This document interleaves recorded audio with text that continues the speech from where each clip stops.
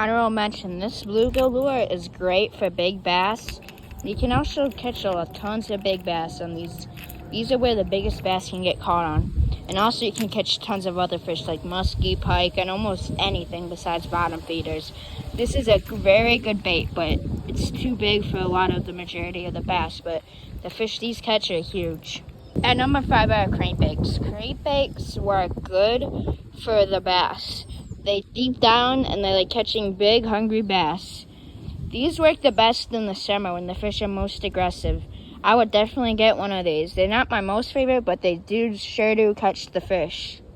At number 4 I have chatterbaits. Chatterbaits do a great job of attracting bass, especially small ones. They catch a variety of different types of bass. You can catch up to 10 pounds of bass, and you can catch up to 1. These will attract any bass.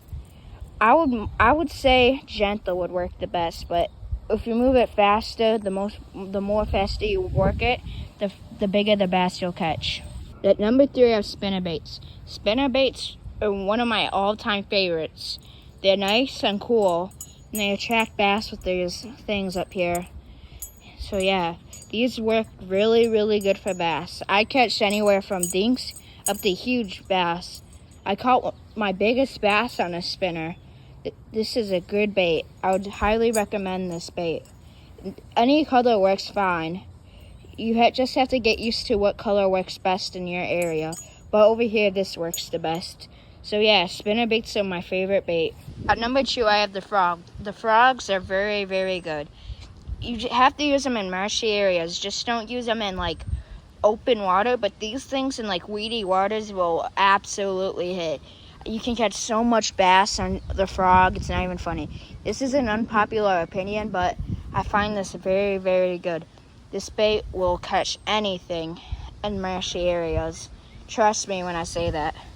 This bait is also my favorites, so I would definitely consider getting a frog bait.